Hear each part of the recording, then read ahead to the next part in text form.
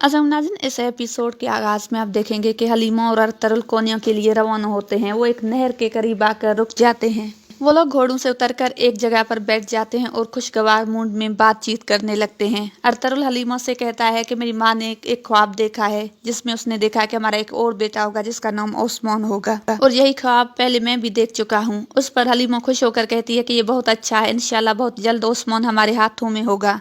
उसके बाद हलीमा अरतरुल से कहती है कि याद है जब आप मुझे परिंदे शिकार करके खिलाते थे। उस पर अरतरुल कहता है कि मैं आज भी शिकार में माहिर हूँ, तुम फिक्र मत करो।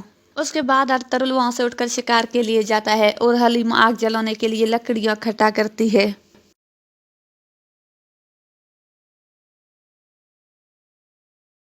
दूसरी तरफ आप देखेंगे कि इस एपिसोड में सुल्तान की बीवी भी आती है। सुल्तान की बीवी महापरी कहती है तो कोपेक आपसे मिलना चाहते हैं। उस पर उसके साथ जो आदमी है वो कहता है कि उसका मिलना कोई अच्छी अलामत नहीं है, लेकिन हमें एक बार उसे मिल लेना चाहिए। उस पर महापरी कहती है कि ठीक कह रहे हो, उसे एक बार मिल लो। उसके बाद महापरी कहती है कि मैं अरतरुल से मिलना चाहती हूँ और उसे देखना चाहती हूँ जिसे सुल्तान की इतनी खास तवज्जो हासिल है। मैं उससे मिलना चाहती हूँ। दूसरी तरफ आप देखेंगे कि जावदार वाले काई कबीले के सामने आकर पड़ाव डालते हैं। जावदार के लोग अपने खेमे मुंतकिल कर रहे होते हैं। तुर्गुत और असलहान उनका जायजा ले रहे होते हैं।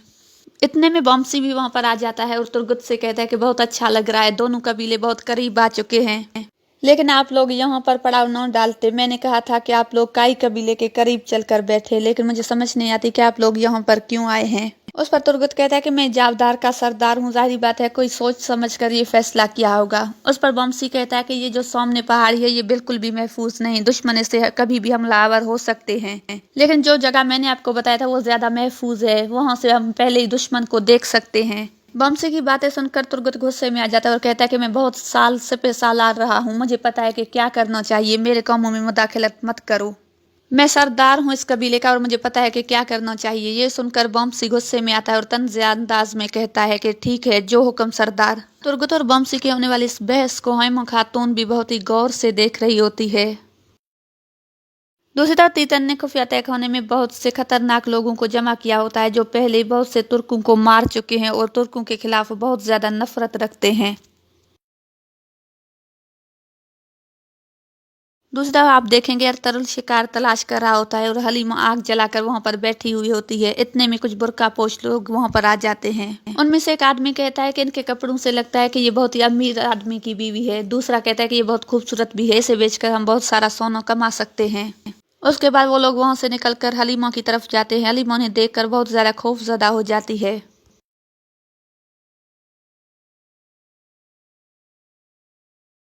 उसके बाद हलीमा अरतरुल को आवाज देती है। अरतरुल हलीमा की आवाज सुनकर वहां से भागने लगता है।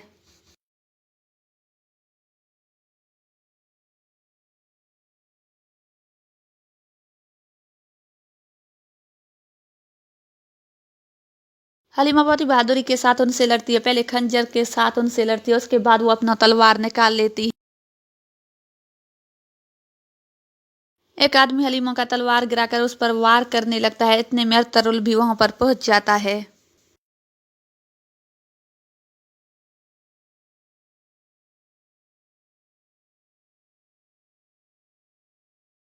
उसके बाद हलीमा और अरतरुल उन सारे डाकुओं को मार देते हैं। दूसरी तरफ आप देखेंगे माँ परी के बेटे का उस्ताद कोपैक के पास पहुंच जाता है और कहता है कि मैंने सुना है तुम हमसे मिलना चाहते हो। ये सुनकर सादतीन कहता है कि मैं माँ परी खातून की बहुत इज्जत करता हूँ, लेकिन मैं एक राज की बात उन्हें बताना चाहता हूँ। उस पर वो कहता है कि ऐसी कौन सी बात है जो हमें नहीं पता, तुम्हें पता है। उस पर सादतीन कहता है कि सुल्तान अपने दूसरे बेटे को अपना जौनशीन बना रहा है। वो माँ परी के बेटे यासुद्दीन नहीं बल्कि अपनी दूसरी बीवी के बेटे अरसलान को अपना जौनशीन बनाना चाहते हैं। ये सुनकर वो कहता है कि नामुमकिन है, सुल्तान ऐसा नहीं कर सकते। सादतीन कहता है कि ऐसा ही है, आप लोग मेरी बात का यकीन कर ले। उसके बाद सादतीन उसे कहता है कि अब आप लोग अरतरुल की फिक्र करें। अगर सुल्तान ने उसकी जिम्मेदारी लगा दी कि मरने के बाद उसकी वसीयत पर वो अमल करवाए तो वो बगैर किसी फिक्र और हिचकिचाहट के तुम तमाम तुर्क कबाइल को तुम लोगों के खिलाफ कर देगा। उसके बाद कोपैक उसे माँ परी के लिए एक तोहफा देता है और कहता है कि उन्हें कहीं अगर उन्हें मुझ पर यकीन आ जाए तो वो एक बार आकर मुझसे मिल ले। दूसरी तरफ हमीमा खातून बमसी को बुलाकर समझाती है कि तुर्गत अब सरदार है, उसके कंधों पर बहुत बड़ी जिम्मेदारी है, इसलिए वो अकेले फैसला नहीं कर सकता। जरूर ये जरगे वालों का फैसला होगा, इसलिए वो उसे बदल नहीं सकता। इसलिए तुम उसकी मजबूरी को समझो और उसके साथ मिलकर काम करो। ये सुनकर बमसी कहता है कि वालदा आप फिक्र न करें। उसके बाद बमसी वहां से रवाना हो जाता है। दूसरी तरफ आदमी आकर माँ परी को पूरी बात बताता है तो माँ परी कहती है कि सुल्तान मेरे बेटे के साथ ऐसा कैसे कर सकता है, क्या वो पूरी जिंदगी एक वजीर बनकर रहेगा। उसके बाद वो माँ परी को वो तोहफा देता है जो कि कोपैक ने दिया था। माँ परी उसे खोल कर देखती है तो उसमें एक अंगूठी होती है। माँ परी उस अंगूठी को स्याही की मदद से कागज पर लगाती है तो उस पर लिखा होता है सुल्तान यासुद्दीन। ये देखकर वो गुस्से में आता है और कहता है कि सादतीन सुल्तान के होते हुए ये मोहर बनाने की जुर्रत कैसे कर सकता है। उस पर माँ परी कहती है कि शायद उसने इशारा दिया है कि वो हमारे साथ है। इसी दौरान हलीमा और अरतरुल बीकोनियों के महल में पहुंच जाते हैं। सुल्तान का खास आदमी अजीज उन्हें खुशामदीद कहने आता है और कहता है कि सुल्तान ने मेरी जिम्मेदारी लगाई है कि मैं आपको खुशामदीद कहूँ। उसके बाद वो उनसे कहता है कि माँ परी खातून आपसे मिलना चाहती है। उसके बाद वो लोग उसके साथ रवाना होते हैं। दूसरी तरफ गोकतू सादतीन से आकर कहता है कि अरतरुल महल में पहुंच गया है और मैंने देखा है कि अजीजों ने माँ परी खातून से मिलाने के लिए लेकर गया है। उस पर सादतीन कहता है कि उन्हें खुशामदीद है महल में, उन्हें उस शेरनी से मिलने दो। मैंने उसके दांत इतने तेज कर लिए हैं कि अरतरुल उसका अंदाजा भी नहीं कर सकता। दूसरी तरफ अरतरुल और हलीमा माँ परी से मिलने के लिए वहां पर पहुंच जाते हैं। माँ परी कहती है कि खुशामदीद तुम लोगों को महल में। सुल्तान आप लोगों की बहुत इज्जत करते हैं। आज वो अपने फौज को देखने गए हैं और कल वो खास आप लोगों से मिलने के लिए यहाँ पर आएंगे। उस पर अरतरुल कहता है कि वो हमारे दोस्त हैं। माँ परी कहती है कि शुक्र है कि गद्दार खत्म हो गए हैं, उन्हें सजा मिल गई है। ये सुनकर अरतरुल कहता है कि मुझे नहीं लगता कि यहाँ से गद्दार खत्म हो चुके हैं। अरतरुल की ये बात सुनकर सब लोग चौंक जाते हैं। उस पर माँ परी कहती है कि क्या मतलब अरतरुल साहब, अभी भी ये लौनत यहाँ पर मौजूद है।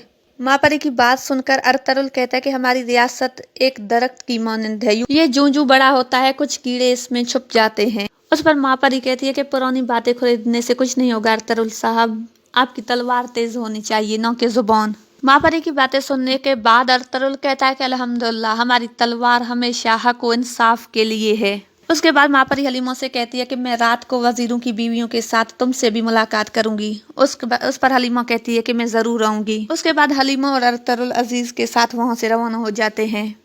अरतरुल के जाने के बाद माँ परी कहती है कि अब तुम लोग इसके एक एक कदम पर नजर रखो और मुझे उससे आगाह करो।